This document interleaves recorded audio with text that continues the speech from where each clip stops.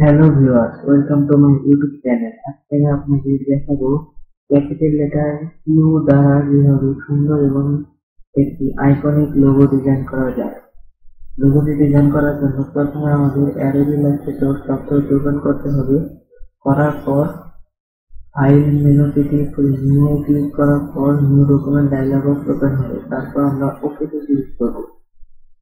ওকেতে ক্লিক করার পর আমরা টাইটেল সিলেক্ট করব। সিলেক্ট করে যেকোনো জায়গায় ক্লিক করে কিবোর্ড থেকে কিউ লেটারটি লিখব।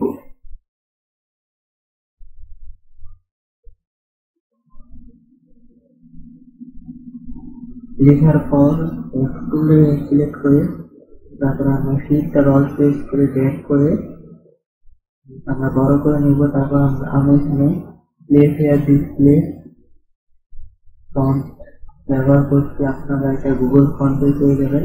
তারপর রাইট ক্লিক করে ক্রিয়েট আউটলাইন করব। ক্রিয়েট আউটলাইন করার পর আমরা একটা ইলিপস ক্রিয়েট করব।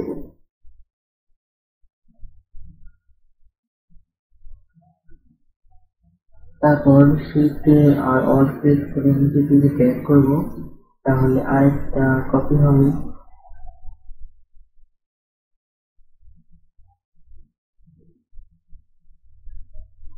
তারপর দুইটি সিলেক্ট করে কিউ এর সেন্টার বরাবর এনে ছেড়ে দেব।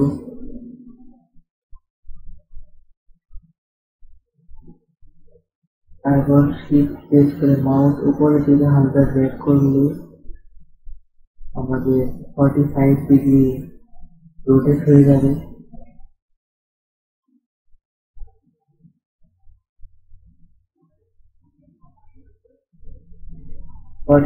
রোটেট করার পর আপনাদের নিজের ইচ্ছা মতো জায়গাতে করা যাবে। আমি সেন্টার বরাবর রেখে যাবে। আরো বড় ছোট করতে পারি।